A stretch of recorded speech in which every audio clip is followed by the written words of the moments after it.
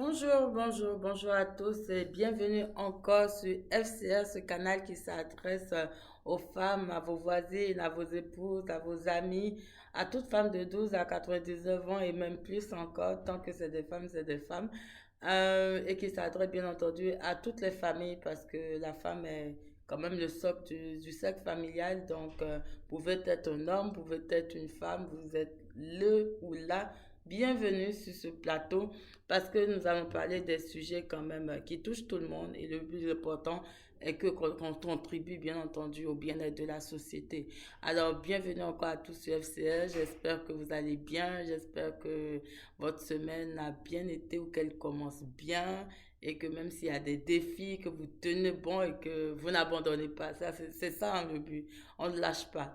En tout cas, bonjour à tout le monde. Je suis très contente de vous retrouver encore sur ce plateau, sur cette émission qui dure depuis 2016 et que vous pouvez retrouver sur plusieurs canaux, YouTube, Spotify et bien entendu un peu partout, que ce soit sur iHeartRadio ou que vous puissiez aussi nous suivre sur Facebook, Instagram, partager nos citations et pourquoi pas, venez bientôt au 26 avril 2025 au Centre Africa à Montréal parce que nous allons avoir une conférence très intéressante. Et là, je vais même commencer par là d'ailleurs. Oui, le 26 avril 2025, j'organise une conférence concernant l'immigration de la femme. Alors, l'immigration de la femme noire, plus principalement, et au Canada précisément. Pourquoi? Parce que il y a beaucoup d'éléments dont on n'est pas nécessairement au courant. Il y a tout un ensemble de choses à découvrir, à savoir. Des fois, on arrive seul ou accompagné ou avec son mari ou avec seulement ses enfants et on ne s'y prend pas nécessairement bien. Et vous savez, le nerf de la guerre aujourd'hui, c'est l'information. Donc nous, on veut apporter l'information. Je vais apporter ma pierre à votre édifice parce que j'ai traversé plusieurs échelons de la vie ici et je connais quand même un peu de quoi je parle. C'est vraiment non seulement issu de mon vécu, mais issu de tout ce que j'ai appris de nombreuses années. Et je ne veux pas vous dire le nombre d'années ici, ça fait longtemps. Mais quand même, je serais très heureuse de partager ce moment avec de jeunes personnes ou de personnes de quel que soit votre âge. Vous êtes la bienvenue avec votre époux, vos frères, vos sœurs. Vraiment, vous êtes les bienvenus parce que c'est vraiment quelque chose d'important. Immigrer, c'est une grande décision et il n'est pas question qu'on prenne de grandes décisions pour tourner en rond ou pour se tromper. Alors, si je peux apporter quelque chose, si je peux contribuer, alors ma contribution, ça va être une conférence vraiment en présentiel pour que vraiment on puisse vraiment discuter de vous à moi, qu'on puisse se retrouver. Et si vous avez vraiment des défis, il faut savoir que je ne serai pas seule, je serai accompagnée quand même de plusieurs institutions qui vont vous apporter leurs possibilités, leurs capacités en tant qu'experts et aussi soutien de la société ou de la communauté. Vous êtes vraiment les bienvenus, n'hésitez pas, ça va être de 14 heures à 17 heures le 26 avril 2025 au Centre Africa. C'est sur la rue Saint-Hubert à Montréal au 1644. 1644 Saint-Hubert, Montréal. C'est non loin de l'Université du Québec à Montréal qu'on connaît comme UQAM. C'est non loin également de la librairie, la grande librairie Archambault. Et vraiment, vous arrivez au métro Berry et pas loin de la Bibliothèque nationale du Québec. Vous n'allez vraiment pas vous perdre. Donc, si jamais vous êtes perdu quand même, écrivez-nous et surtout n'oubliez pas de vous inscrire en ligne parce que l'inscription va compter et ça va nous permettre de vous retrouver pour pouvoir vous aider également. Donc, n'hésitez pas à entrer en contact avec moi. Le formulaire, je vais le mettre quand même en lien dans la bio et puis vous allez pouvoir vous inscrire et venez massivement parce que ça va être l'occasion vraiment d'avoir des informations que vous n'avez pas eues et honnêtement, sans vouloir dire quelque chose juste parce que c'est moi qui ai gagné la conférence, c'est que personnellement, j'aurais aimé avoir ce genre d'informations lorsque j'étais arrivée. L'information, quand ça manque, ça peut vous faire perdre beaucoup de temps. Alors, donc aujourd'hui, je viens avec un sujet super important qui me tient à cœur. On va parler d'un sujet. qui est vraiment spécial. Je l'ai nommé ne confondez pas périnée et désir. Pourquoi? Vous savez, le périnée, ça a une grande histoire. Les gens l'extrapolent de manière un peu, je vais dire, un peu grossière ou parfois vulgaire à uniquement tout ce qui est autour de la sexualité. Mais le périnée, c'est un muscle qui est bien au-delà de juste votre sexualité. C'est un muscle important pour le sphincter, non seulement du rectum, comme de la vessie. Vous en avez vraiment besoin pour vous soutenir, même soutenir quasiment des fois votre posture, votre position, votre capacité à retenir vos, vos fluides qui doivent être éliminés du corps. Et c'est un muscle tellement important dans la vie d'un humain que, surtout chez les femmes, parce que beaucoup plus de cas vont se retrouver, en tout cas contrairement à la majorité des hommes dans le monde, on évalue environ sur un pourcentage d'hommes à femmes, on évalue une prévalence de 14% versus 7% chez les hommes. Donc vraiment, la femme est exposée à plus ce genre de risque.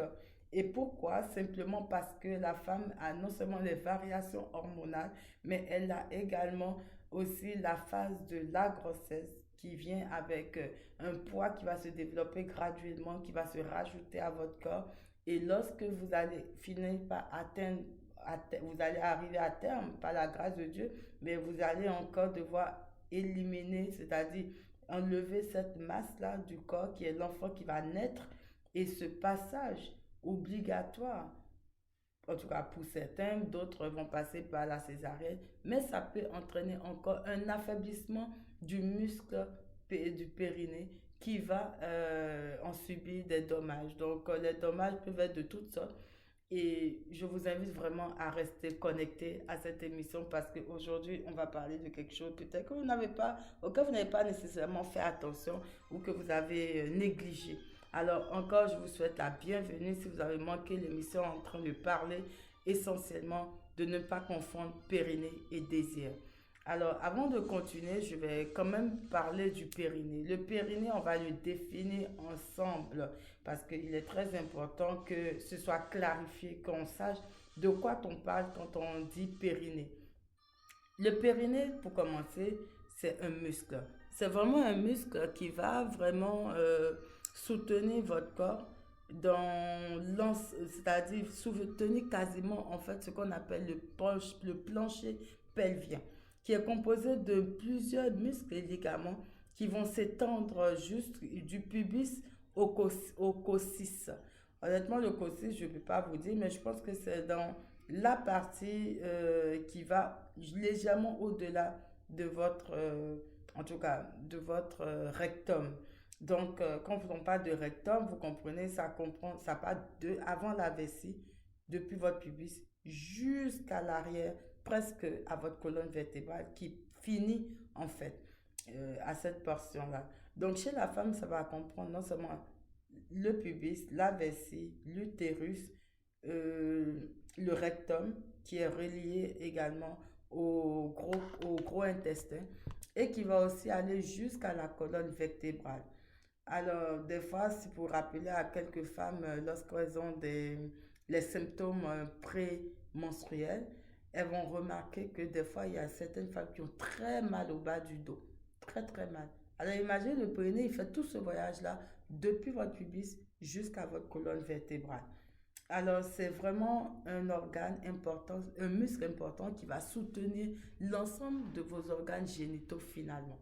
Et c'est là, des fois, où les gens vont aller extrapoler et parler de désir. Donc, moi, je ne vais pas encore aborder cet aspect-là. Je veux juste que tout le monde comprenne que le périnée, c'est vraiment un muscle très sensible qui fait la forme d'un petit hamac depuis le pubis jusqu'à la colonne vertébrale. Et le rôle du périnée est impliqué surtout dans l'action d'uriner ou de déféquer. Et lorsqu'il est, en tout cas, pour le percevoir, vous allez vraiment surtout le remarquer lorsque le moment vient d'uriner. Et c'est là où on remarque si le muscle est encore en forme ou il n'est plus en forme.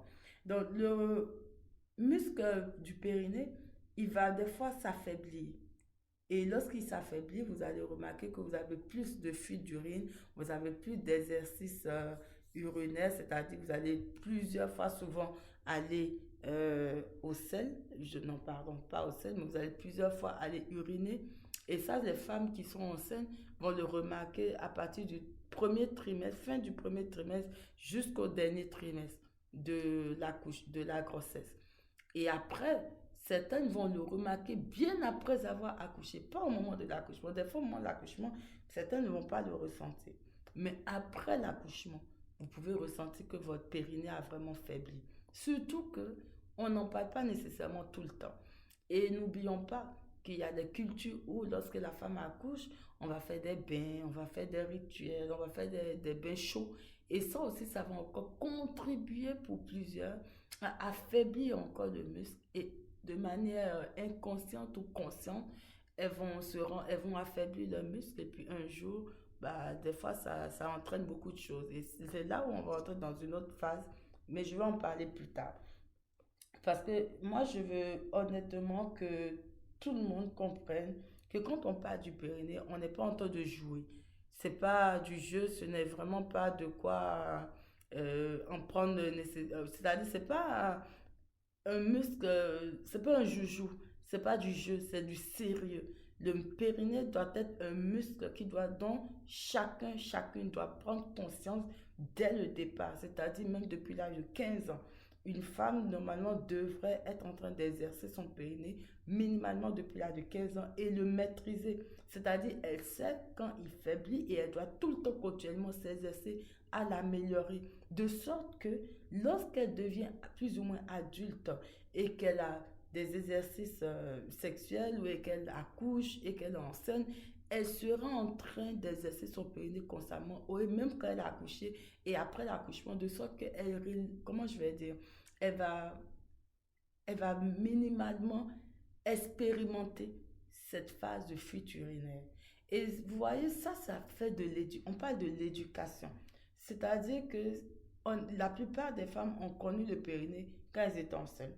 Où on disait, ah, il faut que tu exerces ton périnée pour que vraiment à l'accouchement ce soit plus facile, que tu puisses accoucher plus facilement, que ce soit, et que ton muscle puisse se reconstituer plus facilement.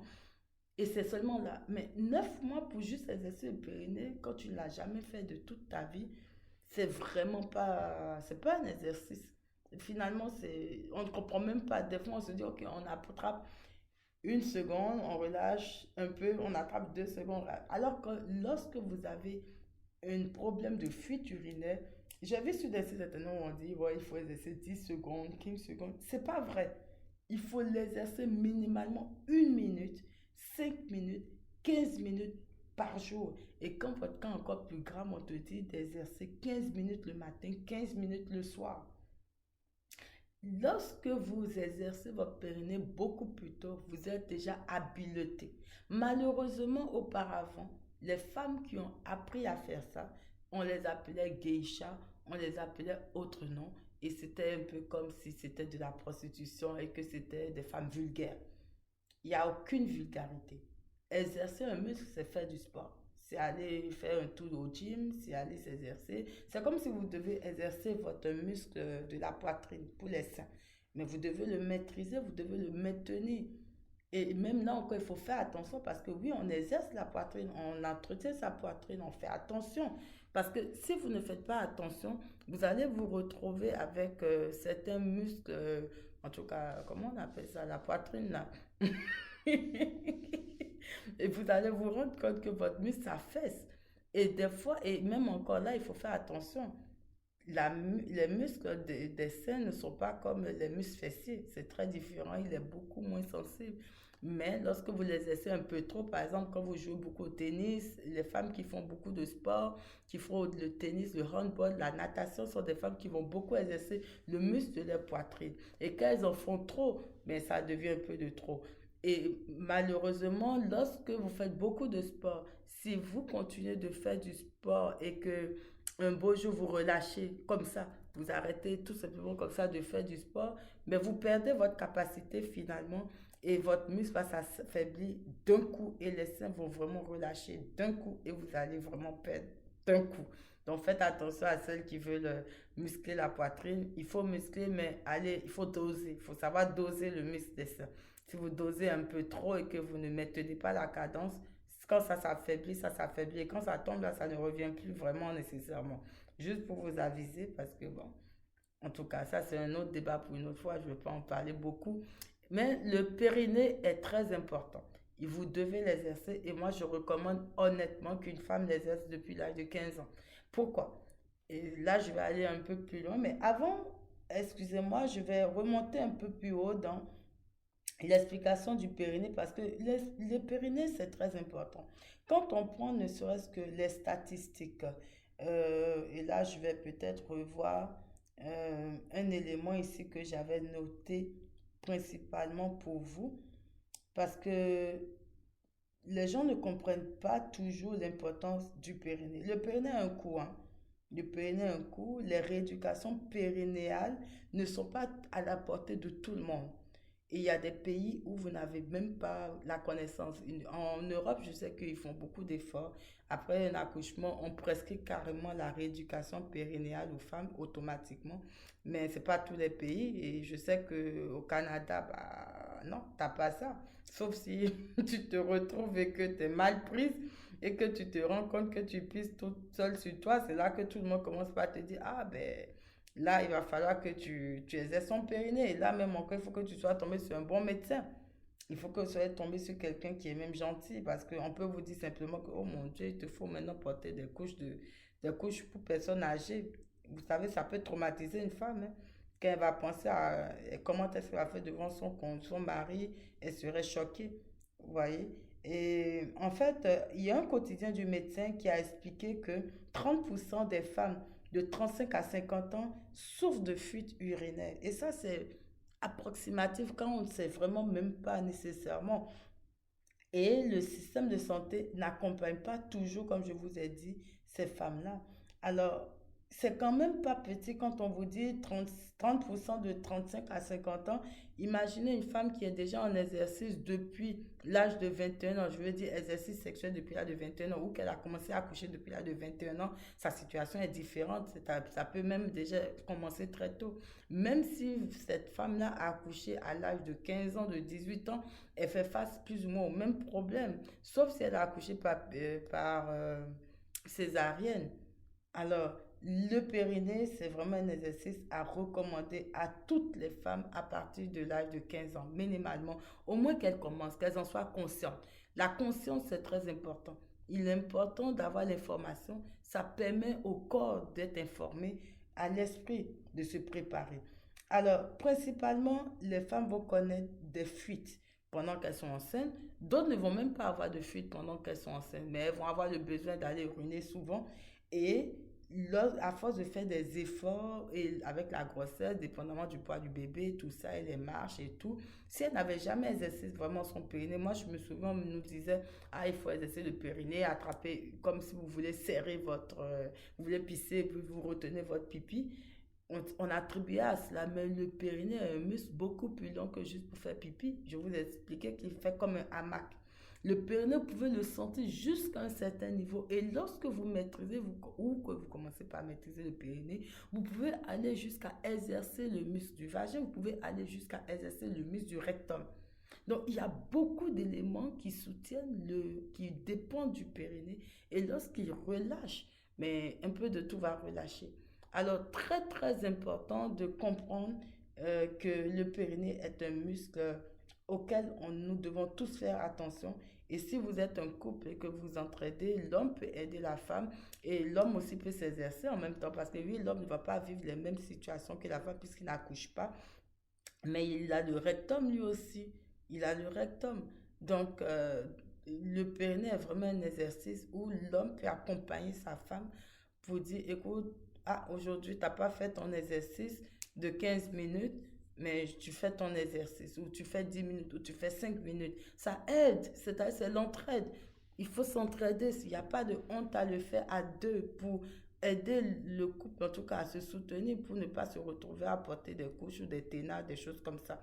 Donc, il n'y a pas de honte et moi, j'encourage les couples, en tout cas, à s'encourager mutuellement, à exercer leur périnée ou que la femme surtout exerce son périnée, surtout si elle a déjà expérimenté plusieurs grossesses et que même si en apparence on n'a pas eu de problème, après avec l'âge aussi, avec les variations hormonales et des fois pour d'autres femmes au cours de la ménopause, elles vont avoir un affaiblissement important du muscle périnéal. Et ça prend des fois de la réadaptation vraiment, ou ça prend d'aller voir un physiothérapeute ou d'aller en clinique privée ou l'urologue. Donc vraiment, c'est beaucoup de choses. Et parmi toutes ces choses-là, n'oublions pas, important de boire du jus de canneberge naturel ou de manger de la canneberge séchée. Très important, je rappelle ça parce que l'incontinence urinaire, ça peut arriver. Et il y a aussi des infections urinaires qui peuvent contribuer à l'incontinence urinaire. Alors voilà. Donc, par exemple, au Canada, actuellement, je ne sais pas exactement, mais il y a quelques années, c'est-à-dire en 2018 encore, il y a 3,3 millions de femmes, imaginez, non, pardon, 3,3 millions de personnes qui ont été touchées par une forme d'incontinence urinaire. Et l'incontinence urinaire à l'effort a représenté au moins 50% de tous les cas d'incontinence urinaire. Et parmi les femmes, en tout cas celles qui ont 40 ans et plus, les incontinences urinaires ont été quand même assez fréquentes. Mais très peu de personnes en parlent. Donc c'est quand même tabou, même quand on est dans un pays où on est supposé être plus ou moins avancé. Les gens ne parlent pas, les gens sont gênés. Mais c'est quelque chose qui devait être appris très, très, très tôt. Et moi-même qui vous parle, j'ai découvert ça vraiment à mes dépens. J'ai vraiment découvert, j'ai expérimenté des choses que je n'aurais jamais su. Et c'est quand j'ai compris ça que, honnêtement, moi, dans mon discours, chaque fois que je rencontre des gens, je n'hésite pas à dire, moi, bon, il n'y a pas de gêne à dire ce qui est simple, hein. Pour moi, c'est la vérité. Et puis, je ne voyais vraiment pas pourquoi se cacher. Le muscle du périnée féminin, surtout, il travaille tous les jours. Il travaille de manière importante par rapport au vagin, par rapport au rectum, par rapport à la vessie. Trois muscles génitaux, appareils génitaux à la fois. Bon, l'anus ne fait pas partie, mais deux appareils génitaux importants pour accoucher, pour avoir des rapports sexuels. Et l'anus qui est là à côté, il est vraiment l'amas qui soutient tous ces trois éléments qui font partie de notre vie de tous les jours. Pourquoi est-ce que j'insiste sur le fait qu'il ne faut pas confondre périnée et désir? Simplement parce que beaucoup de gens aiment tellement aborder cet aspect-là où vraiment avec le périnée, vous allez pimenter votre vie sexuelle, vous allez mettre du piquant, vous allez avoir du plaisir. Excusez, le premier objectif de l'exercice du périnée, c'est vraiment de vous aider à avoir une bonne santé. Le périnée, c'est vraiment un 3 en un. Mais sa fonction première qui va vous mettre tellement mal à l'aise et va vraiment vous déranger et il ne va même pas vous faire penser à tout ce qui est un rapport sexuel là, c'est vraiment que vous allez faire pipi sur vous. Et quand on parle de ça, je ne pense pas qu'il y ait un plaisir. Il y a aucun désir sexuel là-dedans. Donc, il faut que les gens changent le discours, la narration des choses et rappellent aux gens l'importance pour laquelle on parle de ces éléments-là. Ce n'est pas d'abord pour mettre du piquant à votre vie sexuelle, c'est d'abord pour vous aider à ne pas faire pipi sur vous. Ça, c'est numéro un. Donc, il n'y a rien, il ne faut vraiment pas confondre désir et périnée. C'est deux choses différentes. L'un va apporter du bien à l'autre, tout comme à votre anus également, pour que vous n'ayez pas à avoir des fuites de défécation aussi. Vous comprenez ça? Donc, vous comprenez, il y a des choses vraiment quand c'est important dans la vie. Moi, je trouve qu'il faut pas faire du joujou avec, hein. C'est pas le moment d'en faire en fait un jeu de plaisir. Et vous savez, c'est très important de comprendre ça et c'est pour ça que si vous aidez vos filles à commencer ce genre d'exercice très tôt, où elles n'ont pas d'exercice sexuel, où elles sont encore innocentes, ça leur permet de savoir ça leur permet d'exercer le périnée sans penser à l'aspect du sexe, sans penser à tout ce qui est désir. Ça leur permettra de faire une dissociation complète entre plaisir et faire des choses sérieuses. Pourquoi j'insiste là-dessus? Pour vous faire une petite anecdote, c'est comme une femme qui vient d'accoucher, qui doit allaiter. Vous savez, quand vous voulez allaiter, au début, si vous avez la chance, comme vous a dit que l'allaitement n'est pas facile, c'est bien. Si on vous a dit, vous avez eu de la chance, qu'on vous a aidé à exercer vos seins, c'est très bien. Mais pour ceux qui n'ont pas eu la chance, c'est-à-dire, elle passe de chérie, je t'aime, je te love, je t'adore, et subitement, elle se retrouve à un bébé qui ne veut, c'est-à-dire, le bébé s'en fout que tu aimes ton mari, hein. Le bébé, lui, il mange tes seins. Il te mange.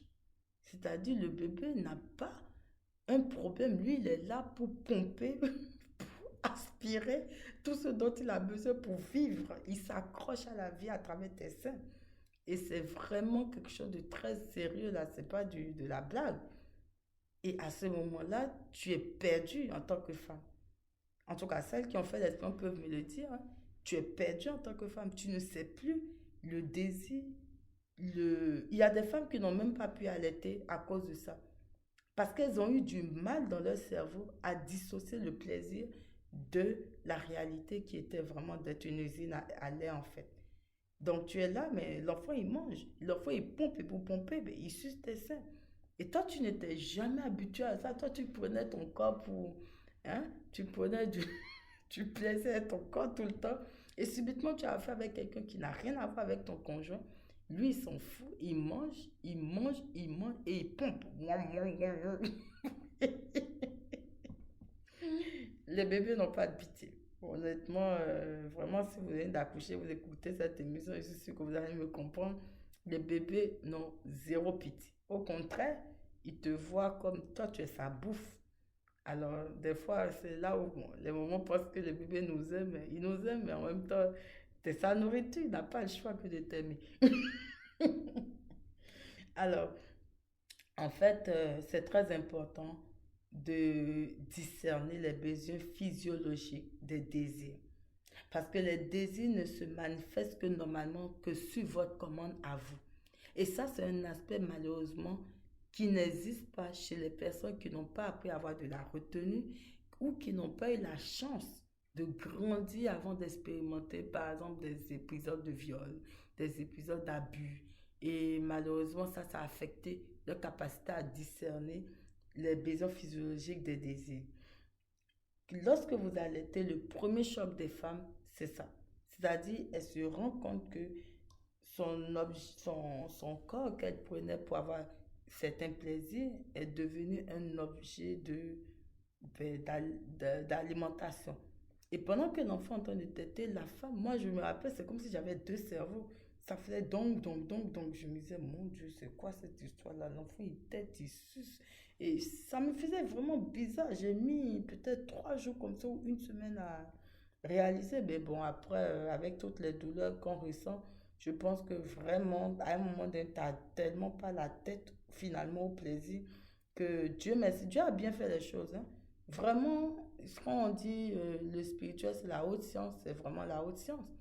C'est-à-dire, à un moment donné, toi-même, tu te perds, tu te perds, tu te perds. Mais quand tu continues de te concentrer et de te connecter au fait que tu vas allaiter et nourrir ce nouveau bébé, finalement, avec le temps, ton organisme s'oriente et te connecte à vraiment ce que tu as fait, c'est-à-dire allaiter. Seulement qu'après, bon, il y a d'autres femmes qui ne vont pas vouloir honnêtement que pendant qu'elles allaitent, que toi, tu viennes faire du joujou à leur sein.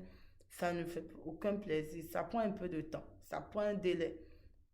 Donc, une jeune fille qui apprend à maîtriser son périnée, ça va être intéressant pour elle. Pourquoi? Parce que pendant longtemps, elle aura exercé son périnée sans savoir le côté du plaisir ou d'être...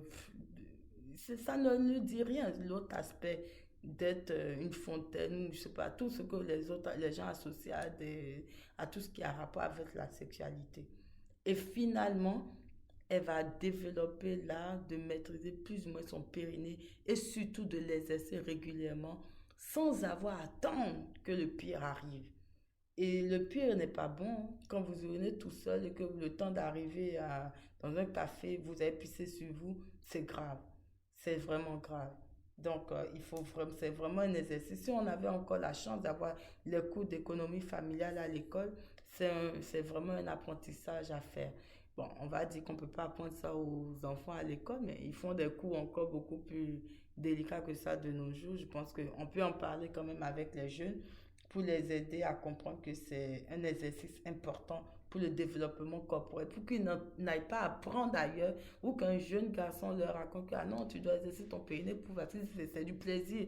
Elle va pas comprendre.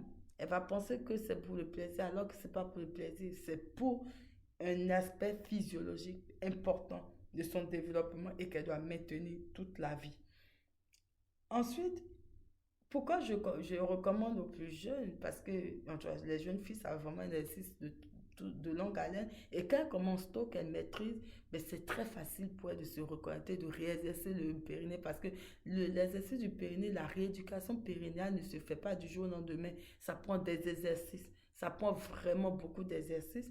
Et lorsque tu l'as maîtrisé, tu peux te rééduquer rapidement. Mais si tu ne le connaissais pas, la rééducation peut prendre beaucoup plus de temps. Et là, c'est là que vous allez comprendre que c'est très important de se nourrir de la bonne nourriture, de nourrir son corps des bonnes choses, et non des idées perverties, et non des idées préconçues, et non des idées vulgaires, et non des idées qui n'ont aucun rapport. Et là, c'est là où vous allez voir en fait que finalement, vous allez comprendre que apprendre à avoir de la retenue, c'est un apprentissage. C'est une forme de maturité qu'on acquiert avec le temps et qu'on peut percevoir chez des hommes ou des femmes qui n'ont pas de retenue, qui ne sont pas capables de se retenir devant un homme ou devant une femme. C'est-à-dire, vous exercez votre périnée, oui, mais on ne saute pas sur tout le monde, on ne grimpe pas sur tous les rideaux. Vous vous calmez, vous comprenez? Vous avez une manière de faire.